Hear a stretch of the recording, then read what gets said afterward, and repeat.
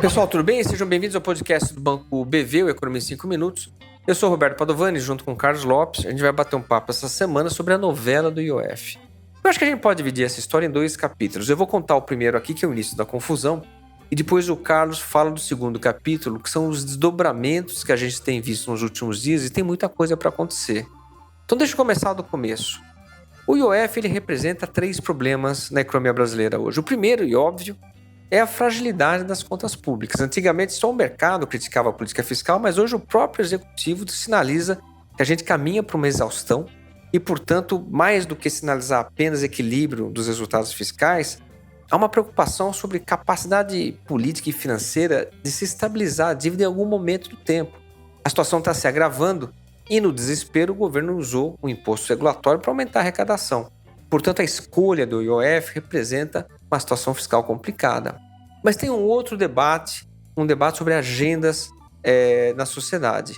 Enquanto o governo prefere aumentar imposto para equilibrar as contas públicas, o Congresso, a sociedade e os mercados sinalizam que essa estratégia já se esgotou há 10 anos atrás. A carga tributária é muito pesada e, nesse momento, o que é preciso ser feito é mudar a estrutura de gastos do Estado.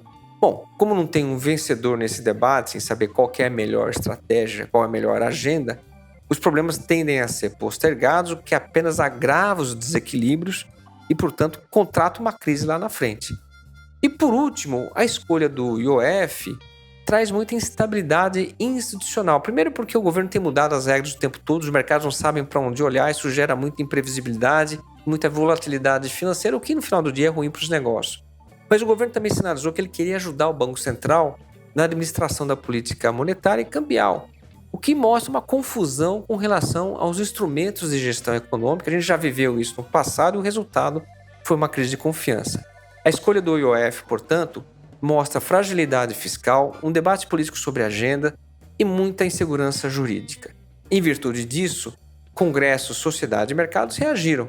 Mas aí quem vai contar o segundo capítulo é o Carlos.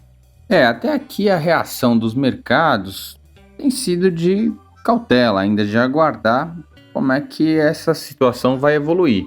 Até agora, a grande preocupação dos mercados é sempre a fiscal, né? Se as medidas do governo vão ser suficientes para que ele atinja aí as metas fiscais desse e do próximo ano.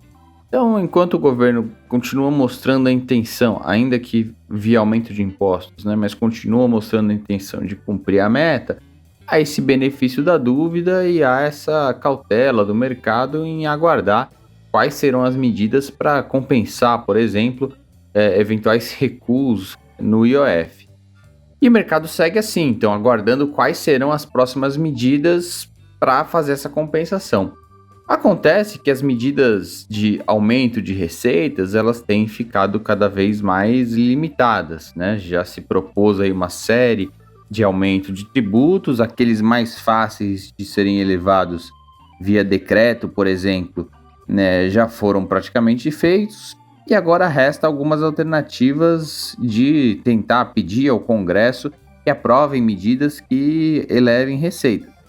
Mas o governo tem encontrado muita resistência nesse sentido e por isso lança a mão de algumas medidas ou de algumas ideias de reduzir não despesas propriamente, mas gastos tributários, né? Reduzir subsídios para diversos setores.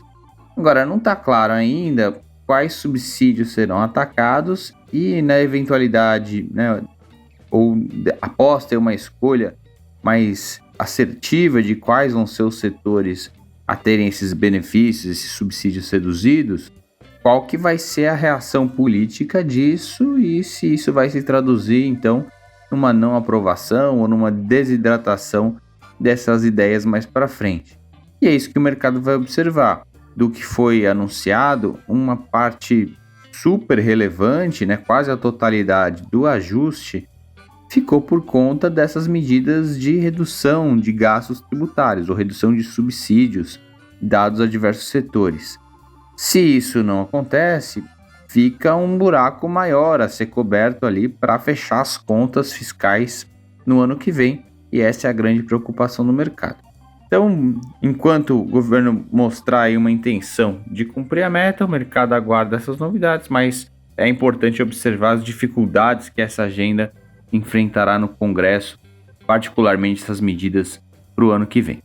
É isso, obrigado por mais esse episódio. Até semana que vem. Um abraço.